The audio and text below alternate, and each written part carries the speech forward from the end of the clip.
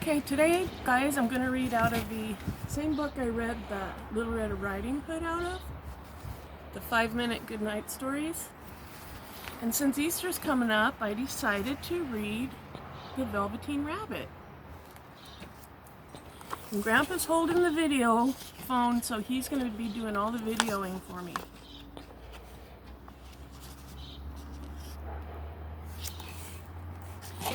All right. One bright morning, a boy woke up to find a wonderful basket waiting for him in his playroom.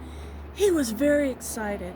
The basket was full of jelly beans, chocolate eggs, and marshmallow treats. But the best present of all was his new Velveteen Rabbit.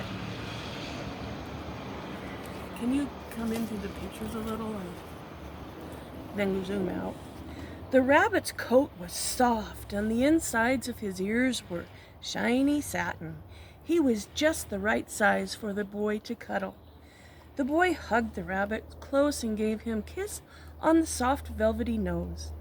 The boy stayed in the playroom with the rabbit all day. He didn't play with any of his other toys.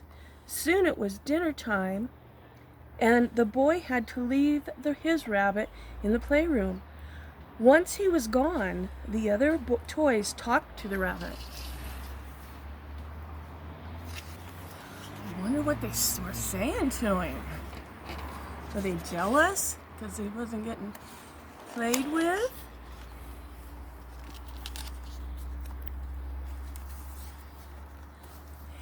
A shiny robot asked, "What can you do?" "I don't know," replied the rabbit. "Well, I can walk back and forth," said the robot, "and someday I am going to be real. Are you?" The rabbit turned to the old horse. He was the oldest and wisest toy in the playroom. "What's real?" asked the rabbit. Old Horse smiled. "Real is when a child loves you very, very much for a long, long time," he replied. "It's when he loves you so much that your shiny coat grows dull and you don't look like a new toy anymore." "Oh my!" exclaimed the rabbit. "When you are real, you don't care how you look because there is nothing better than being loved," said the old horse. Just then the boy came back into the playroom. It's a pretty smart horse, I'd say.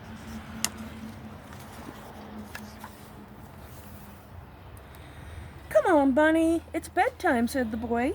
The boy took the rabbit to bed with him and snuggled him close all night long. The rabbit felt warm and cozy.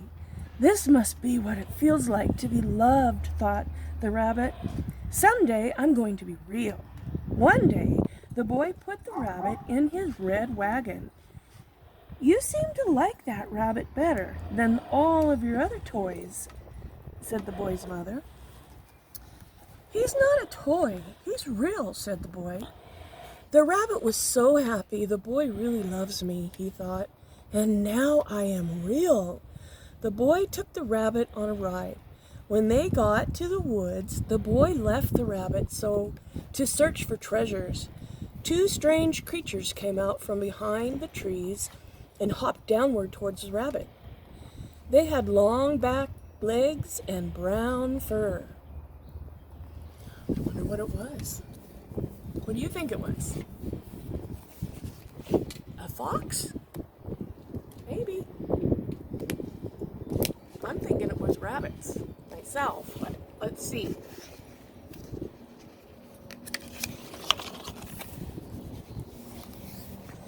It was rabbits! 2 rabbits. "What are you?" one of them asked, wrinkling his nose. "Why, I'm a rabbit just like you," said the Velveteen Rabbit. "Then why don't you play with us?" asked the other rabbit, hopping around. "You're not real." "But I am real, the boy told me so," said the Velveteen Rabbit. But the rabbits just giggled and hopped away. After a long time, the Velveteen Rabbit's fur had worn away from being hugged so much. I lost my place by the boy. most of his fuzzy nose shine, but the rabbit was happy because he knew how much the boy loved him. One day, though, the boy became sick. He didn't want any of his toys anymore, not even the Velveteen Rabbit. Oh no, the boy got sick. I don't know what was wrong with him. The doctor told the boy's parents he needed to go away to the seaside to get better. On the day he left, the boy placed the rabbit under their favorite tree in the backwoods. "I want you to remember all the wonderful times we had together, Bunny," said the boy sadly. When the boy went away, the rabbit became very sad. He began to cry. A real tear slid down his cheek. Suddenly, a flower grew out of the place where the rabbit's tear had fallen. Its white petals opened, and out stepped a beautiful fairy. "Do not cry," said the fairy. "I am the fairy of nursery magic. When toys have been loved by a child as much as the boy loves you, I make them real." And with that, she kissed the Velveteen Rabbit. Suddenly, the rabbit's nose began to itch. Without thinking, he scratched it with his back leg. "I can move," he cried. "I can itch my nose with my back leg."